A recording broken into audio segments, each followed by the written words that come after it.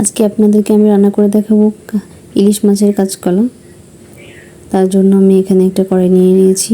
কড়াইতে কিছু পরিমাণ পেঁয়াজ দিয়ে দিয়েছি। পেঁয়াজটা একটু ব্রাউন কালার হয়ে আসলে এখানে আমি কিছুটা জিরা দিয়ে দিব। এই মশলাটা ভেজে উঠিয়ে নিয়েছি। এখন আমি মাছটা ভালো করে ভেজে নিব। দেখুন আমার মাছটা ভাজা হয়ে গেছে এবং তুলে নিয়েছি। কড়াইতে একটু তেল দিয়ে আগে থেকে সেই কাঁচকলাটা এখানে দিয়ে দিব। এখানে কাঁচা মরিচ,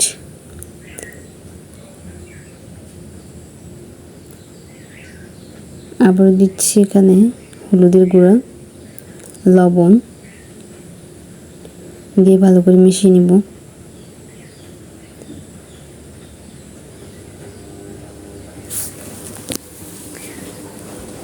আমি এখানে আসলে মরিচের গুঁড়া দিতে ভুলে গিয়েছিলাম, এই জন্য একটু মরিচের গুঁড়া দিয়ে নিচ্ছি, আবার মিশিয়ে নিচ্ছি।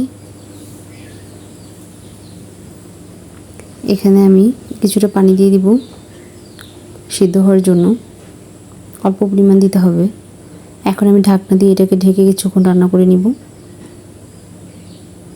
ঢাকনাটা তুলে নিয়েছি, দেখুন প্রায় সিদ্ধ হয়ে এসেছে। এখানে এখন আমি ঝোলে পানিটা অ্যাড করে দিব।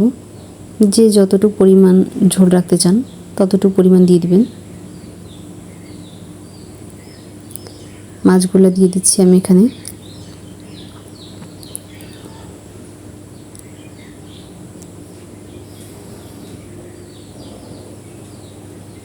আগে থেকে বেটে রেখেছিলাম সেই মশলাটা আমি এখানে অ্যাড করে দিব।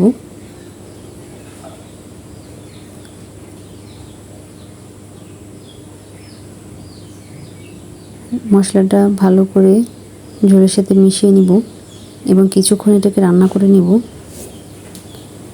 যতক্ষণ ঝোলটা একটু গাঢ় হয়ে আসছে।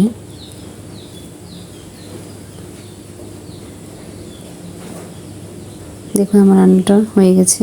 এখন আমি এটাকে নামিয়ে নিব। আমি নামিয়ে নিয়েছি। দেখুন কতটা সুন্দর হয়েছে। আপনার বাসায় একবার হলেও ট্রাই করে দেখবেন। আমার ভিডিওটি যদি ভালো লেগে থাকে তাহলে আমাকে সাবস্ক্রাইব করবেন, লাইক কমেন্ট শেয়ার করবেন।